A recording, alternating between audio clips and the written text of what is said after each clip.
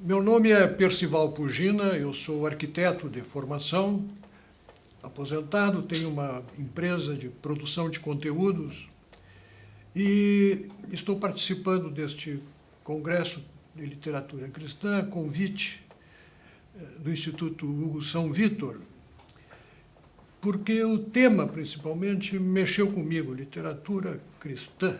Puxa, literatura sempre me atrai, eu sou membro da Academia Rio-Grandense de Letras, eu tenho gosto pela palavra.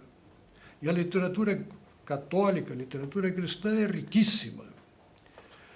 E quando me tocou escolher um tema, eu pensei e encontrei o Daniel Hobbes, que é uma velha paixão minha, um autor extraordinário, com um texto fabuloso, tão qualificado que o levou à Academia Francesa, a seletíssima Academia Francesa, mãe das academias, editou a regra usada por todas as demais do mundo, lá desde o século XVII. Ali está incluído o autor sobre o qual eu vou discorrer.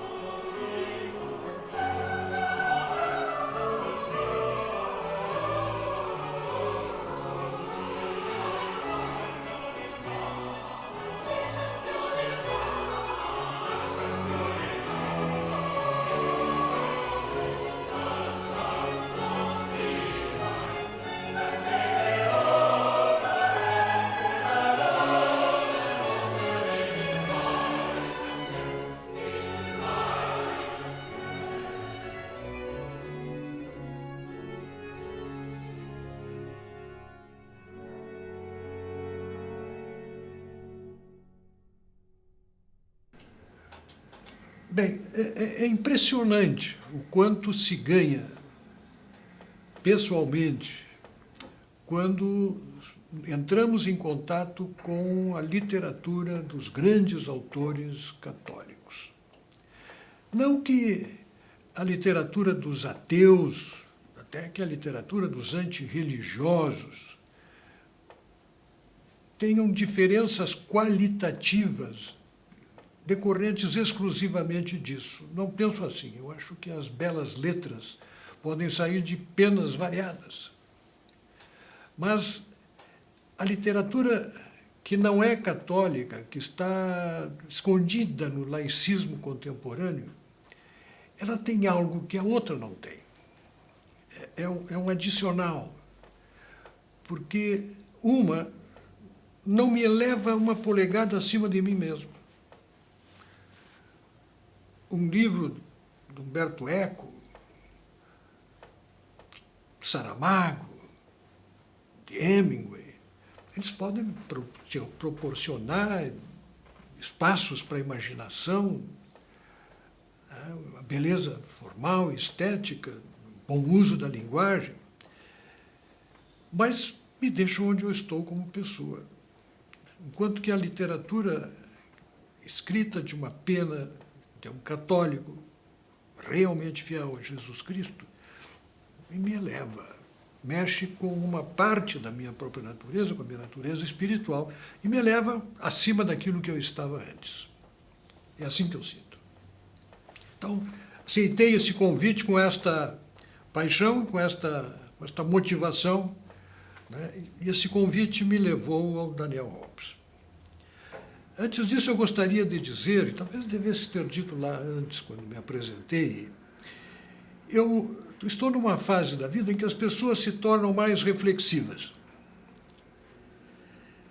É natural, isto vem com a idade, até independente da qualificação intelectual, basta a experiência da vida para que as pessoas passem a pensar sobre si mesmos, sobre a vida em si, sobre a natureza.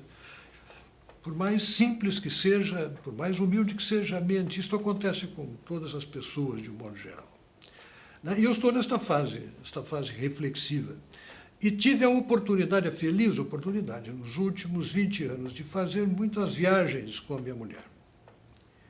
E essas viagens me levaram a encontrar para mim um adjetivo, do qual eu não tinha consciência antes. E um adjetivo que foi mexendo comigo gradualmente no tempo. E é um adjetivo muito pouco usado por nós. Nós costumamos nos referir, por exemplo, com muita facilidade, olhando para um sujeito de olhos puxados e pele amarela, chamá-lo de oriental.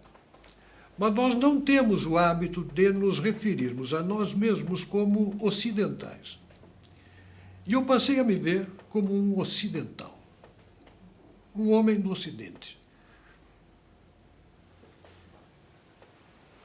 Será que isso quer dizer alguma coisa? Olha, para mim, cada dia diz mais, em função do que vi viajando, especialmente viajando pela Europa, contemplando as maravilhas.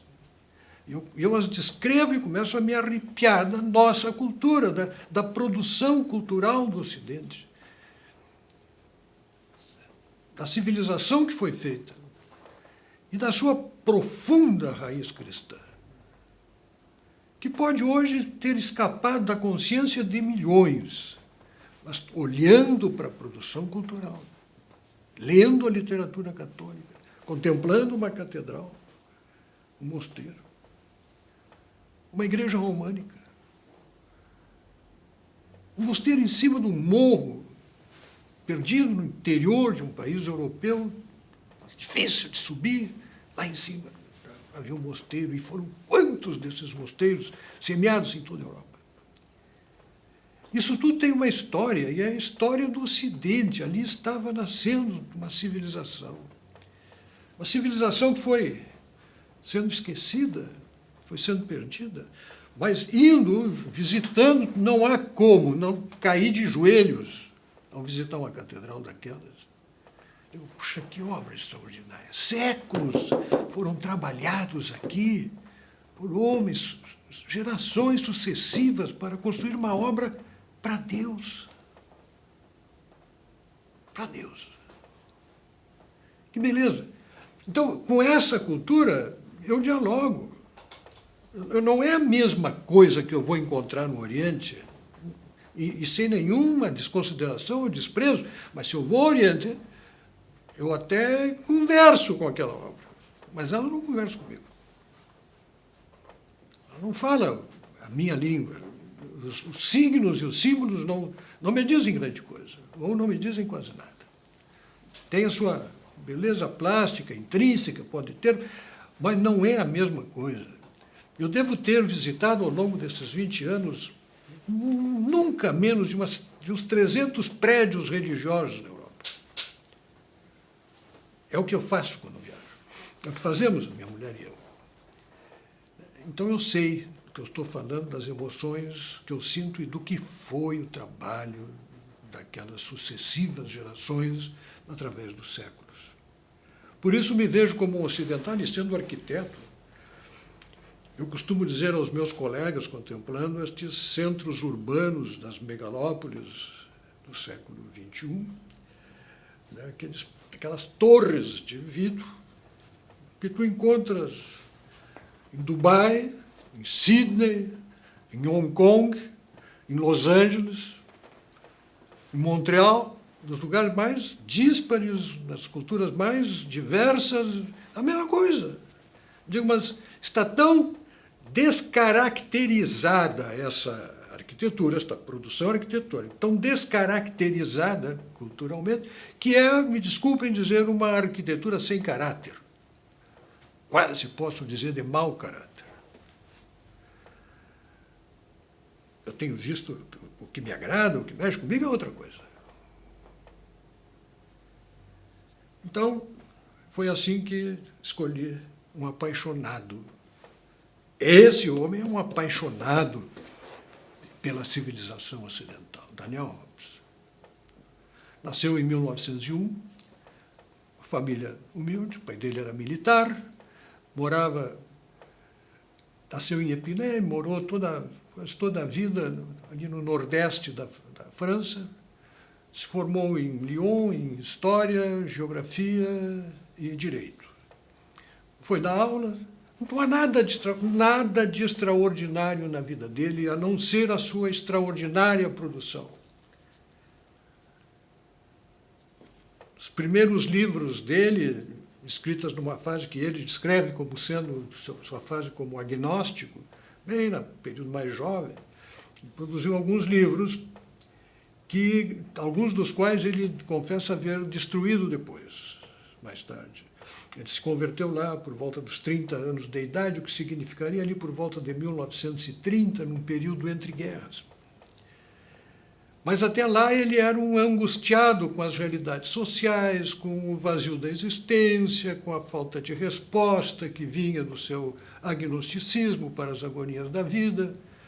Então ele escreveu um livro importante, A Nossa Inquietação, Notre Inquiétude,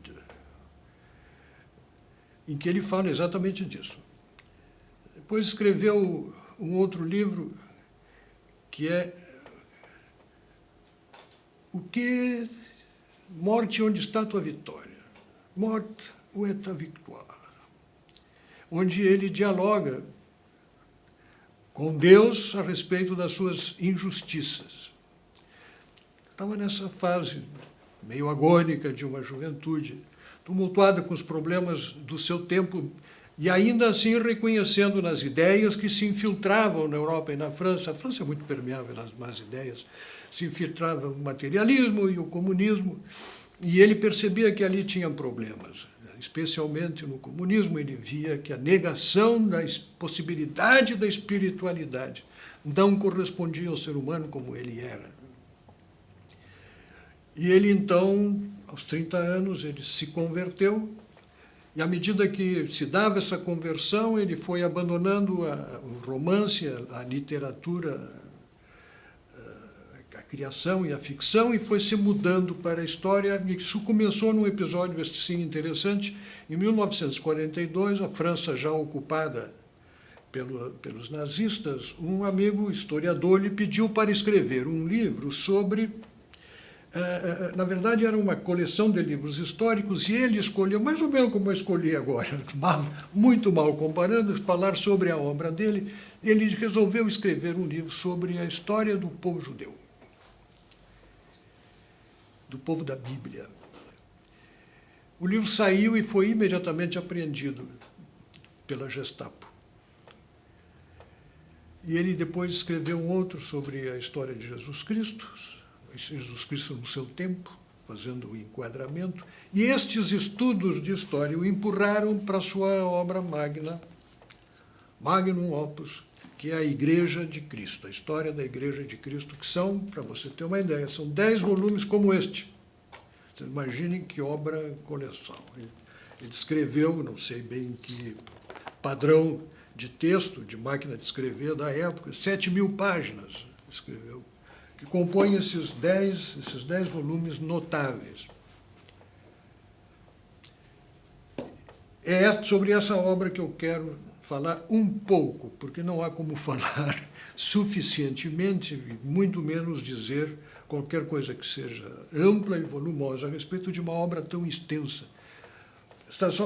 Cada livro desses tem aquela característica que Churchill dizia: este é um livro que, pelo seu volume, é uma garantia de que não será lido.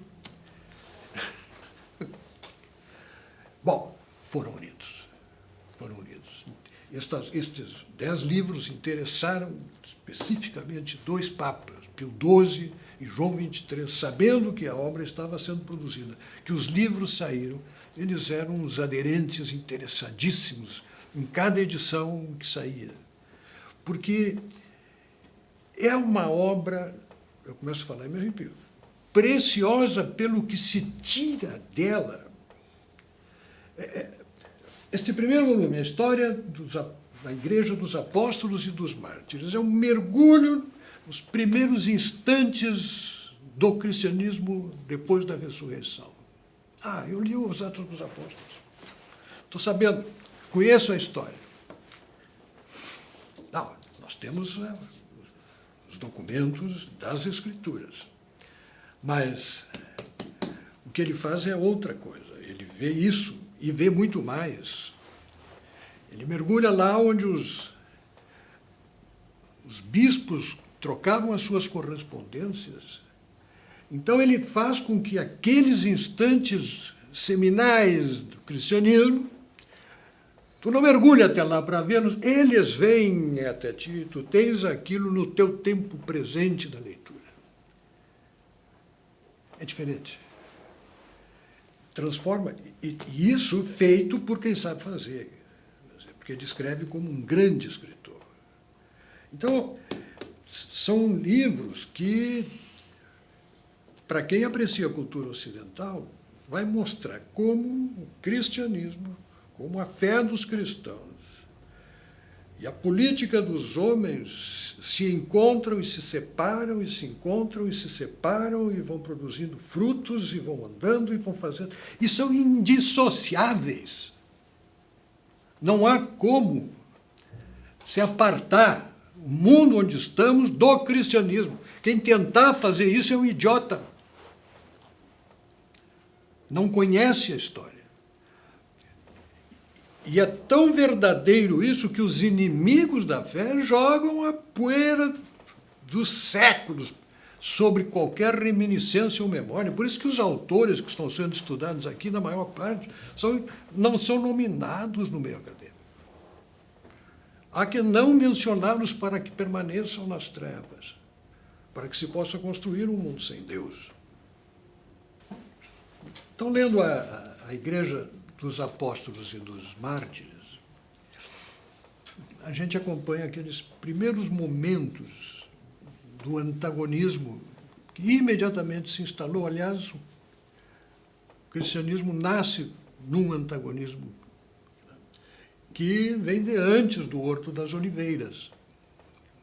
O Horto das Oliveiras já é consequência daquele sinal de contradição que os cristãos estabeleciam das coisas que Cristo dizia, das coisas que fazia com o judaísmo. Então, o primeiro antagonismo ao cristianismo veio dos judeus de seu tempo, que tinham uma visão religiosa e consideravam que o cristianismo era uma seita. E é fácil compreender que fizessem assim e que assim agissem. É fácil compreender. Porque as resistências, era tão flagrante o sinal de contradição, que a resistência ao cristianismo o acompanhou ao longo da história. Nós estamos assistindo isso em pleno século XXI. Então, aquilo não havia qualquer novidade naquele comportamento e na conduta dos judeus em relação aos cristãos, em relação a Jesus Cristo. Mas a história do cristianismo, então, começa com esse antagonismo, que vai a primeira vítima, Jesus Cristo, logo em seguida Estevão, depois Tiago, que era irmão de João, né? E as vítimas foram se sucedendo, depois as prisões de Pedro, e, enfim, a ida deles para o coração do Império Romano. Que audácia, não? Que gesto audacioso. Se nós pensássemos no que representava aqueles homens simples, Paulo nem tanto, mas Pedro, né, na sua formação tosca, né, ir apresentar-se a Roma, do Augusto, dos Augustos, né, para levar a mensagem de Cristo, expondo-se ao que acabou se expondo e sendo ambos posteriormente supliciados, mostra uma disposição de haver compreendido a mensagem de Cristo, ide e levai o Evangelho a todas as criaturas. E o jeito de fazê-lo era entrar no coração do império. Porque nós, às vezes, não temos, talvez, a exata dimensão do que fosse o Império Romano. Aliás, eu nem sei até que ponto a humanidade daquela época tinha noção do que fosse o império. Mas era um império. Pelo seu caráter, pela sua força, pelo que construiu na Europa, né? Pelo poder que exercia e pelo desastre que foi a sua queda e pela atração que exercia sobre os povos vizinhos. E ali eles foram. Provavelmente, né, se infiltraram, não há uma convicção absoluta, mas provavelmente eles entraram através das comunidades judaicas. Judeus que eram na sua maioria, e eles entraram, foram por ali, e ali começaram o seu trabalho e enfrentando as mesmas contradições de sempre. Foram tempos muito penosos, porque Roma estava numa extraordinária decadência. sociedade romana estava dividida entre os patrícios, os plebeus e os escravos, né? E os patrícios viviam abundantemente, numa riqueza muito grande, numa decadência moral, numa decadência dos costumes, a família estava em processo de completa erosão, nada que nós estejamos revendo agora, e eles pagaram as consequências daquele tipo de vida que levavam, onde já nem registravam mais os divórcios. Tudo isso é contado minuciosamente, porque o autor ele vai buscando as referências que estão nas escrituras, obviamente, mas ele avança para os historiadores da época, para definir as circunstâncias em que as coisas aconteciam, o tipo de sociedade, como as pessoas viviam, o que escreviam os historiadores daquele tempo, o que escreveram os historiadores logo depois, o que relatavam os bispos nas correspondências que trocavam entre si. Não? E essas correspondências, que são uma fonte riquíssima, que a Igreja conhece, mas que não tem notícia de que possam ter sido objeto de um tratamento literário e histórico, como é dado por Daniel Hobbes, não tenho notícia, integra a mais antiga tradição da missa. Porque hoje, quando nós vamos à missa e é feita a leitura das epístolas, eles estão fazendo exatamente o que faziam as comunidades cristãs desde o primeiro século, lendo as epístolas que entre si trocavam e que traziam, e que referiam às comunidades, os bispos daquela época, por toda a extensão do Império. Isso tudo é fonte histórica de informação e de conhecimento, e tudo isso aqui é suscitado, assim como relatos das vidas dos mártires da época, que foram começar logo depois de eles terem chegado em Roma, depois já tendo Nero Agripa como imperador romano. E foram tempos duríssimos. Foi uma verdadeira chacina de cristãos, porque ele era malquisto, houve um grande incêndio em Roma, essa história é conhecida, né? E ele atribuiu as culpas, e além disso, da mesma forma que os cristãos eram injuriados, e dos quais se falava muito mal pelas suas práticas religiosas, porque eles comungavam a carne do Senhor, né?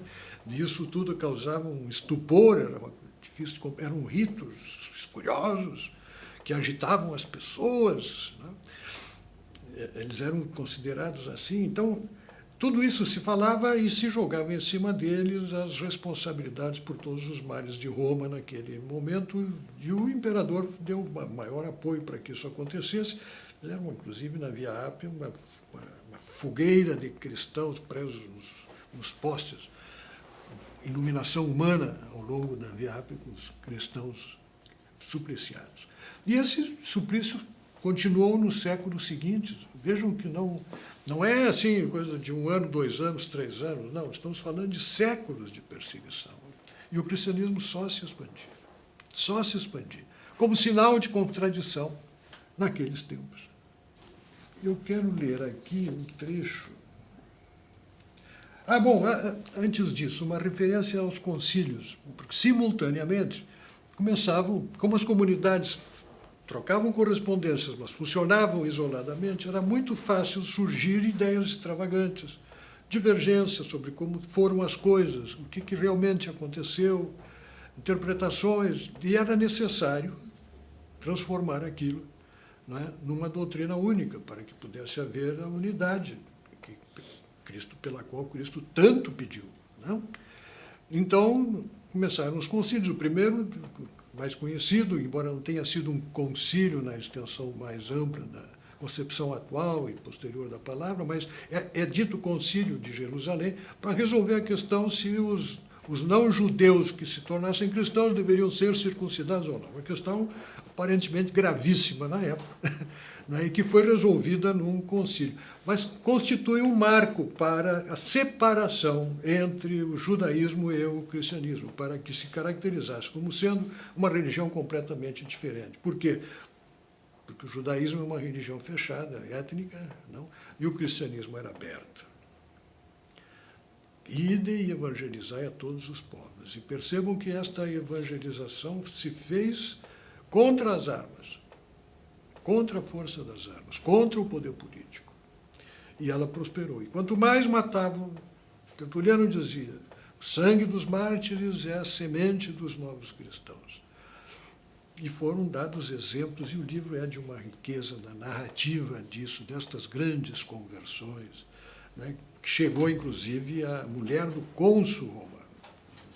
Olha, o cônsul, Roma imperial tinha 2 cônsules. Um deles, a mulher dele, Santa Domitila, Flávia Domitila, se converteu ao cristianismo e foi mártir.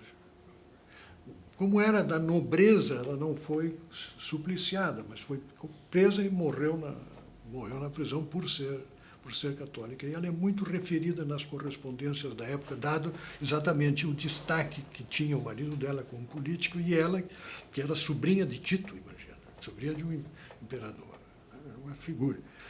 Mas o cristianismo entrava, se expandia. E o suplício era tanto que os cristãos, ainda antes de terem sido presos, já escavavam as próprias sepulturas, porque sabiam que um dia seria exigido aquela decisão deles, a decisão final. Vai saudar Augustus, Roma e Augustus ou não? E olhe, e não era uma exigência que se fizesse, que os romanos naturalmente ou normalmente fizessem. Não se tem notícia de qualquer outra perseguição de natureza religiosa em qualquer momento daqueles anos. Não era próprio, mas era uma perseguição contra os cristãos. Começou lá atrás e se prolongou através dos séculos seguintes. O Tertuliano, o historiador da época, referindo-se a essa contradição que o cristianismo e que os cristãos representavam dentro da sociedade do seu tempo, escreveu na Apologética o seguinte: nós, os cristãos, não vivemos de costas para o mundo. Frequentamos o foro, os balneários, as oficinas, as lojas, os mercados, as praças públicas. Somos marinheiros, soldados, agricultores, negociantes. Carta de Ogneto, num outro trecho, afirma: nem pelo vestuário, nem pela moradia, nem pela alimentação, os cristãos se distinguem das outras pessoas. E em Lyon, conforme o relato da própria igreja leonesa, quando teve início a perseguição do ano 177, a população expulsou os cristãos das praças, dos balneários públicos, o que prova que eles frequentavam esses lugares. Essa mistura dos fiéis com o resto da sociedade, que na prática criava tantos problemas, é essa convivência que se torna necessário tentar reconstituir. São muitos os documentos que nos permitem fazer uma ideia a esse respeito. Quando consideramos, por exemplo, vejam que curioso, o famoso grafito do Palatino, que apresenta um asno crucificado, e lemos as inscrições que o acompanham, parece-nos estar ouvindo um desses diálogos entre pagãos e seguidores de nova fé. Entre os alunos da escola dos pajens imperiais, sabe-se que Alexamenos era cristão. E um colega troça dele, desenhando numa parede a caricatura. Alexamenos adora o seu Deus. E o jovem cristão corajoso grava, por sua vez, a resposta. Alexamenos, fiel. Diálogos como este deviam travar-se em todas as camadas da sociedade. No seio da população, proliferavam os mexericos, as calúnias, as histórias de crimes rituais, de devassidões. Nas classes altas, pronunciavam-se com cara de circunstância palavras como estas que Tertuliano reproduz. É um homem honesto, só é pena que seja cristão. Ou então, como é que fulano, sendo tão inteligente, se converteu ao cristianismo? Em muitos casos, o diálogo azedava-se e degenerava em drama. Agora vejam como as coisas eram vividas na realidade cotidiana. E ele vai buscar nos livros da época. É que sucedia, por exemplo, nas famílias em que um dos membros se confessava cristão e se comportava como tal, dentro de casa. Um pai pagão cujo filho se fizera seguidor de Cristo, não tinha que deserdar aquele que já não garantia o culto aos deuses ou da gens era tradição familiar. Como é que um marido pagão cuja esposa se convertia podia deixá-la sair de casa à noite para assistir a essas estranhas cerimônias acerca das quais corriam tantos boatos? Às vezes armavam-se até casos cômicos, como este que é citado por Tertuliano. Um marido muito ciumento, vendo a esposa subitamente mudar de comportamento e descobrindo o motivo dessa transformação, suplica-lhe que volte novamente para os seus amantes, pois prefere isso a sofrer a vergonha de ser marido de uma cristã. Que espetáculo! Agora vocês vejam os dramas que eram vividos por essas pessoas, né? Olha aqui, página 135. Por outro lado, nesta mesma sociedade a respeito da qual Tito Livio diz: já não podemos suportar os nossos vícios. Vejam o quanto esta frase de Tito Livio se aplica ao Brasil de hoje. Já não podemos suportar os nossos vícios, nem os remédios que deveríamos adotar para curá-los. Nem os remédios, nem os vícios, nem as saídas, nem as soluções. E a isso os cristãos ofereciam, vamos ao autor, onde as medidas legislativas dos imperadores serão mal sucedidas nos seus esforços por restabelecer as bases da moral sexual e familiar, mostrar-se-á eficaz o apelo evangélico à pureza e a crise do casamento e da natalidade será rapidamente resolvida. Aqui cabe um parênteses. Há uma inscrição no tempo de Trajano que fala que naquele ano nasceram 181 crianças. 179 eram legítimas, o que é uma grande mentira naquela sociedade. Não podia ser. A maior parte dos filhos não eram legítimos. O que significa que ou eram abortados ou eram mortos depois de nascer. E apenas 35 dos 179 eram mulheres, o que mostra o que eles faziam com os bebês do sexo feminino. Nesse ambiente chegaram os cristãos. A moral cristã do casamento, da natalidade, resolve isso. A moral cristã do trabalho, citando-o sob a perspectiva nova de uma santificação pessoal, destruirá pela raiz a preguiça e a ociosidade de que morre a sociedade antiga, ao mesmo tempo que as terríveis palavras de Cristo contra as injustiças da riqueza e contra os abusos de Mammon serão suficientes para afastar os cristãos da paixão pelo ouro, que é o vírus do mundo pagão.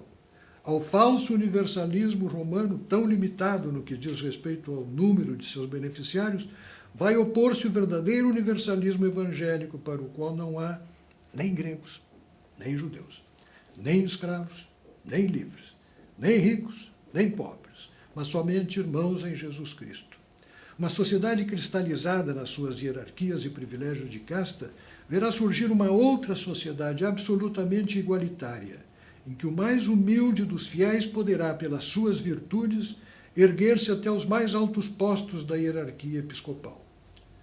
Quando, enfim, pelo processo fatal de todas as sociedades em declínio, o império envelhecido esmagar cada vez mais a pessoa humana sob o peso de uma estatização opressiva, será o cristianismo que, fundado por inteiro sobre os direitos e deveres da consciência, aparecerá como campeão da liberdade do homem. Vejam que texto, como escreve bem, né? Como escreve bem o autor desse livro. Então, os cristãos perseguidos, a igreja fazendo força para se constituir em unidade, aí um trabalho extraordinário dos padres da igreja, Clemente de Roma, Policarpo de Esmirna, Irineu de Lyon, foram ajudando a fazer a unidade da doutrina que se consubstanciava nos concílios, dos quais se expurgavam as heresias, e entre elas a pior de todas, a mais renitente e persistente na época, que foi a heresia de Ário, que foi absorvida exatamente pelos bárbaros, e depois teriam que ser reevangelizados pela geração extraordinária de bispos e de santos da igreja que atuaram depois da queda do Império Romano. Bom, eis que chega o episódio conhecido, né, a vitória de Constantino sobre Maxêncio, né, e os cristãos, através daquela promessa, do sonho que Constantino teria tido, de que com aquela cruz, com este símbolo vencerás, né, ele vence e se torna ele mesmo um protetor dos cristãos. E aquele grupo de homens que vivia em situação de pavor constante, de susto permanente, alguns momentos assim em que paravam de persegui-los, mas em seguida vinha um outro e retomava a perseguição. Aliás, Trajano foi muito importante nesse momento, porque aliviou muito, lá atrás, bem no começo, aliviou um pouco da perseguição, porque ele, num julgamento, ele percebeu que eram dois cristãos. Um havia cometido uma culpa e estava ali para ser condenado, pela culpa que tinha cometido e por ser cristão. E o outro não tinha feito nada, ele apenas estava ali para ser executado por ser cristão. Ele disse, mas não faz sentido executar-se alguém que é inocente só por ser cristão. Então vamos parar com a perseguição aos cristãos, porque eles eram caçados. Apenas quando alguém se declarar cristão ou for surpreendido na condição de cristão, então ele será preso. Mas nós não vamos sair atrás deles, porque eles não estão fazendo mal algum. Vamos cumprir a tradição de matá-los, de suprimi-los, supliciá-los, mas não vamos persegui-los para fazer isso com eles. Isso foi, saibam, um extraordinário avanço. Os cristãos o respeitavam muito. Ele foi considerado realmente um homem justo, um homem bom. Incomodou menos. Mas, enfim, com Constantino termina esta parte, vira-se este capítulo. Só que a sociedade romana continuou na mesma decadência e os bárbaros começaram a chegar. Já vinha de antes. Os bárbaros, dos mais variadas procedências, godos, visigodos, ostrogodos, suanos, alanos, saxões, francos, suevos, nas mais variadas regiões do norte da Europa e do leste europeu e da Ásia, circulavam dentro de Roma, faziam parte das tropas, das forças romanas, prestavam serviços, exerciam suas atividades, estavam integrados, e infiltrados, desfazendo o caráter da sociedade romana tal como ela vinha até ali. Mas aí começaram as grandes invasões. No ano de 406, há uma grande invasão. No dia 31 de dezembro, uma grande invasão, chamada uma tromba étnica, entra pelo rio Reno e invade o oeste da Europa. E ali foi um Deus nos acuda. 30 anos depois, e era isso que eu queria chegar, os vândalos estão atacando já na África, cidade de Hipona, de um conhecido nosso, Santo Agostinho. E este grande Daniel Robes escreve o seguinte: é de se imaginar o que deve ter sido. Esta cidade superpovoada, onde fervilhavam os refugiados, o inimigo de fora aliava-se aos de dentro. A fome ameaçava e a epidemia rondava, trazida pelo ar causticante dos estios africanos. Em que força se poderia apoiar essa massa humana para se defender? Apenas no medo. De onde poderia surgir a esperança? Não se encontrava na Itália ameaçada também por outros bárbaros? E Bizâncio ficava tão longe? Lutava-se estritamente porque se sabia o que aconteceria se o vândalo se tornasse senhor. Lutava-se para retardar o momento do horror inevitável. A Hipona sitiada parecia ter atingido o fundo do abismo. Mas nesta praça assediada, que tudo parecia condenar o desespero, havia um homem que era a própria encarnação da esperança e da coragem. Era um ancião, já gasto pela idade e das fadigas de uma vida de lutas. Acabava de fazer 75 anos. Mas se as forças físicas, que nunca tinham sido muito consideráveis, declinavam, o espírito nunca fora mais luminoso, nem a vontade mais firme. nos 34 anos ao longo dos quais vinha habitando no meio desse povo, sempre representara a sua consciência viva. E quando chegou a hora do drama, manteve-se no seu posto. Nada mudou na sua existência costumeira. Como sempre orava muito, lia, escrevia, ensinava o evangelho, dava abrigo, sem cansar os infelizes que se juntavam à sua porta. Regularmente fazia ressoar sob as abóbadas da Basílica Maior a sua voz enfraquecida, que quebrava o silêncio angustioso do auditório. E quando os sitiados de Hipona recolhiam a palavra do seu bispo, sentiam crescer em si, mais do que a vã confiança humana, essa firmeza de ânimo que vai aurir a sua seiva em Deus. Mais adiante ele segue assim. Aqueles homens que, sentados aos seus pés, sentiam o mundo desmoronar, ensinava a ele a lançar os olhos para além do imediato, para além desta terra em que as civilizações morrem como os indivíduos.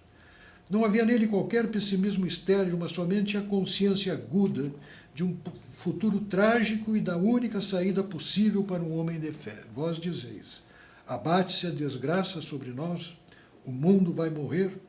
Mas ouvi então a palavra, o céu e a terra passarão, a palavra de Deus não passará. Basta de gemidos, basta de queixas. Não sois vós todos responsáveis por esse destino que vos acabrunha? Tempos difíceis, tempos terríveis, dizem os homens. Mas o tempo somos nós. Como nós formos, assim serão os tempos. Todos somos culpados, sim, mas temos também a promessa da misericórdia e do resgate. Não fostes todos batizados na esperança? Não sabeis que é através das maiores provações que a vontade de Deus se cumpre? O godo não tira aquilo que Cristo guarda. O godo não tira aquilo que Cristo guarda. Este ânimo, tão bem escrito e descrito nestas linhas, por Daniel Hobbes descrevendo a saga de Santo Agostinho, que vendo todo o trabalho dele desmoronar, e desmoronou. Caiu, Hipona caiu. Pouco depois ele também morria. Aconteceu em todo o Império. Nós hoje, eu pensando outro dia a respeito do que representou a queda do Império Romano naquela época, a única imagem que me vem na história é a invasão da Europa por Hitler. Uma onda que varreu em poucos meses e entregou toda a Europa continental para o nazismo. Mas aquilo foi um sopro no tempo. Né? Aquilo foi um sopro no tempo. Em seguida passou. E a queda do Império Romano jogou seus efeitos e suas consequências nos séculos seguintes. E isso só vai sanar lá pelo ano de 798, 99, com Carlos Magno. Quando Carlos Magno é coroado imperador do Império Romano Germânico, restaurando o Império, estabelecendo de novo uma unidade política. Por obra de quem? Por obra da Igreja. A Igreja que o coroou o imperador. Mas antes disso, lá atrás, aconteceram coisas extraordinárias por toda a Europa. Houve uma geração de bispos, uma geração de santos, que, quanto precisamos deles hoje. Quanto precisamos de gente com aquela força moral, com aquela fé sólida nos tempos de hoje. Não? Há um momento que antecede a isso, que antecede a Carlos Magno, que explica até a possibilidade de que surgisse Carlos Magno, que foi o batismo de Clovis, no ano de 496, 497, no Natal. Ele tinha sido convertido pela esposa, Santa Clotilde, por influência do bispo São Remígio, e foi batizado. E depois dele for batizado, aí batizou-se a multidão. Isto está descrito assim, eu vou ler para também pelo nosso brilhante autor nesta discussão. As frases rugosas de São Gregório de Tours evocam uma cena profundamente gravada no âmago das recordações do povo francês. Pelas ruas da cidade embandeiradas com panos pintados, avança um jovem rei por entre as aclamações de todo o povo. A igreja está ornamentada com panos brancos, o incenso embalsama o ar, e os círios são tão numerosos que esse dia cinzento do inverno parece estar iluminado por um sol rutilante de agosto. Será já o paraíso? Exclamam os bárbaros. Um grupo cerrado de bispos acotovela-se no coro em volta de Remígio. Essa santidade encarnada de quem se conta ter ressuscitado um morto. Atrás do chefe entram os seus homens, os belos oficiais francos, com seu manto verde de peles e a túnica de seda vermelha. Os soldados germânicos, de cabelos compridos, caindo sobre a nuca raspada, com a acha de armas erguidas no braço direito. Os aliados gauleses, de couraça e elmo. Clóvis é o primeiro a despir-se e descer a pia batismal, a fim de lavar a cabeça, lavar a água nova, na água nova, a antiga lepra de suas máculas. Inclina devagar a cabeça, ó sicâmbrio, exclama o bispo. Adora o que queimaste e queima o que adoraste. Depois dele, em grupos de 300, 3.000 de seus recebem assim o sacramento. É Natal, grita a multidão espalhada pelos prados vizinhos. E nascia a França Católica. Pouco depois, no ano de 567, acontece algo que tem muito a ver conosco. Por quê? Onde estão as raízes do cristianismo da América? Onde está? Onde estão essas raízes? A Península Ibérica. Mas a Península Ibérica era visigota, era ariana. Qual foi o fato que aconteceu ali? Pois o fato foi o seguinte. Havia um rei, em 597, foi sagrado o rei, um ariano duríssimo, rigoroso na sua fé.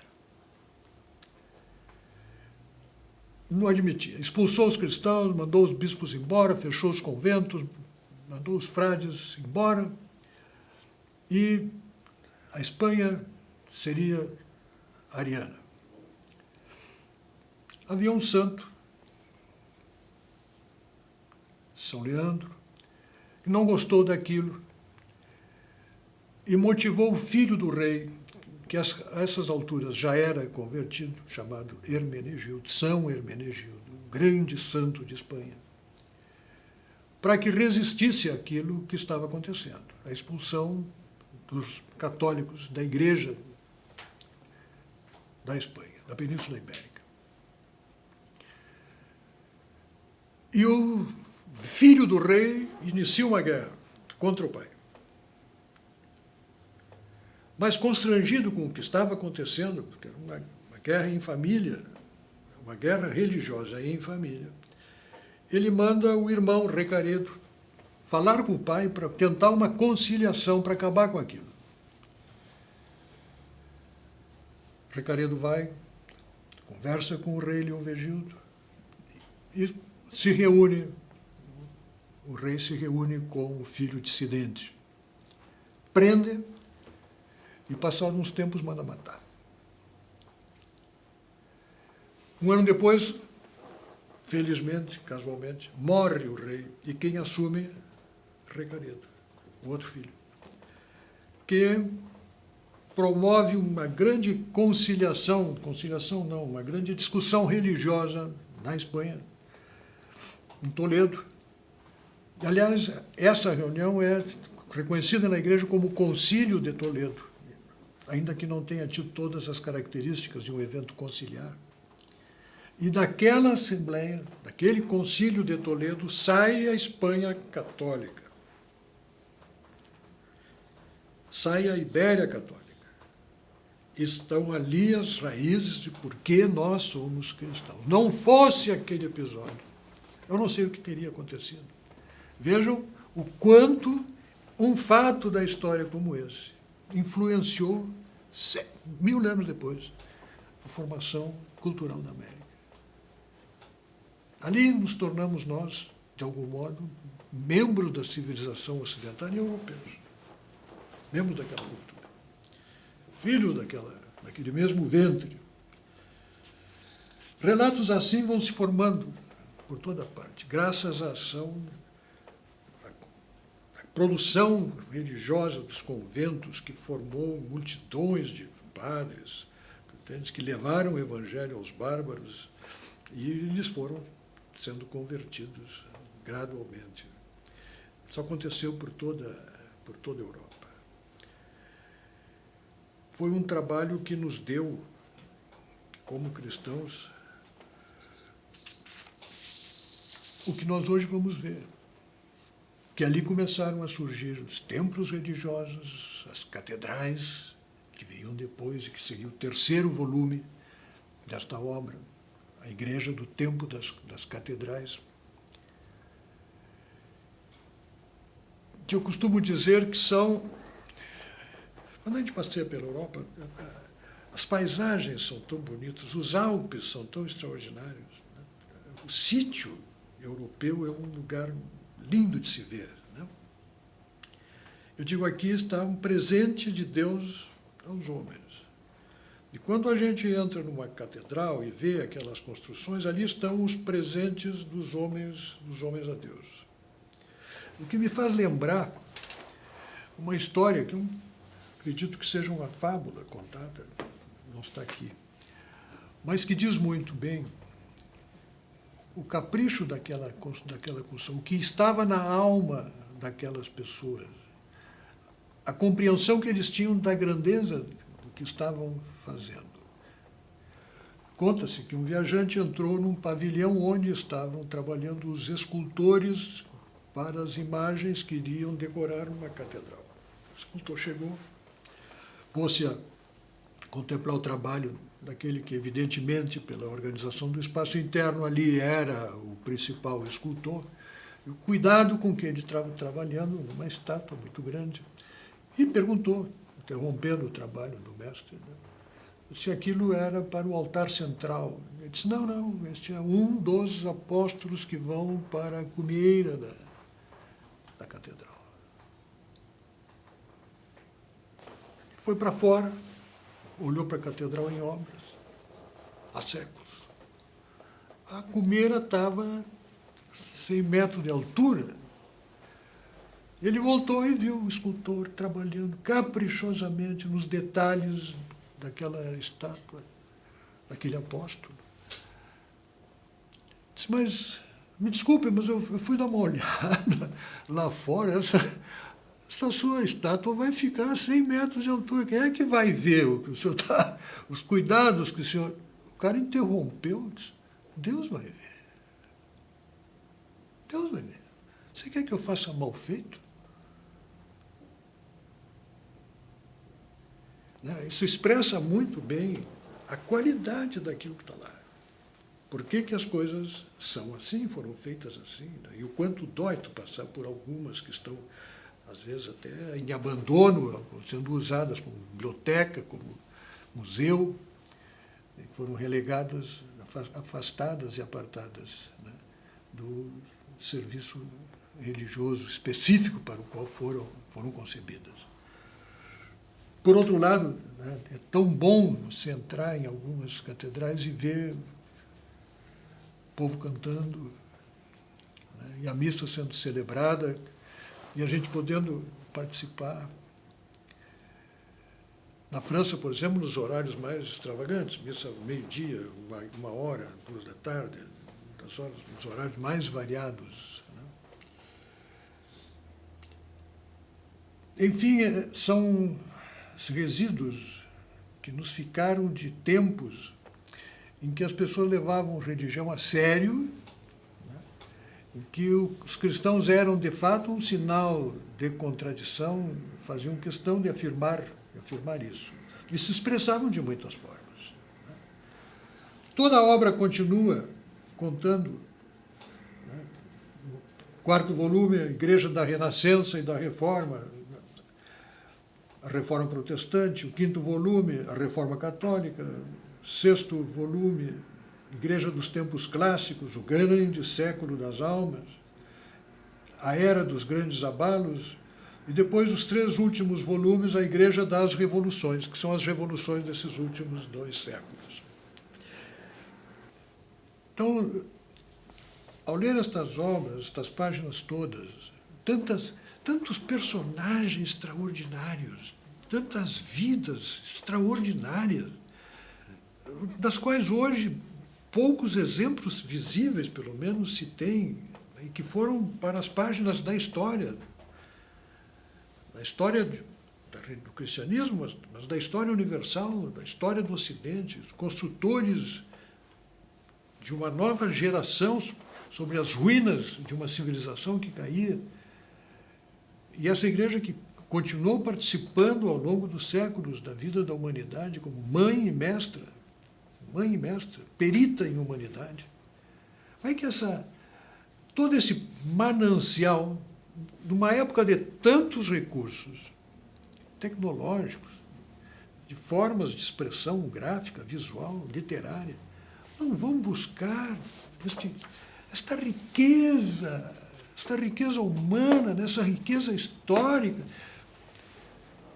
inspiração para extrair daqui o que aqui há de transcendental, sim, mas o que há também de verdadeiramente humano, positivo, construtivo, como exemplos notáveis para a humanidade.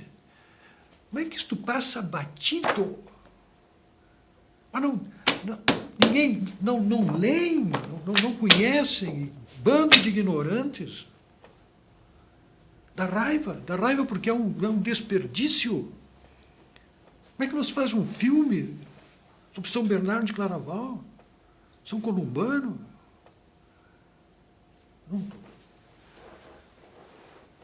É de dar dó, mas que pelo menos, se não faz, não percamos nós a chance de conhecer, porque a leitura destas obras ajuda extraordinariamente a amar a igreja. Não que sejam textos prosélitos, não. Texto histórico, toda a parte menos nobre, menos digna da vida da igreja está aqui também minuciosamente relatada, porque faz parte. A igreja é santa e pecadora. Mas ela vence o mundo. As portas do inferno não prevalecerão, e ela continua sendo uma sementeira de figuras extraordinárias, de uma literatura que, como eu digo, ela não é mais qualificada por ser católica, mas ela nos faz crescer. Estes livros fazem o cristão ser mais cristão. Isto fazem. Efetivamente são obras evangelizadoras, e por isso se entende o interesse que suscitou sobre dois papas que conviveram com o trabalho da sua elaboração. Ansiosos que estavam. Porque, que eu saiba, nunca se fez algo assim, com esta riqueza e com esta qualidade literária, porque o homem escreve bem para burro.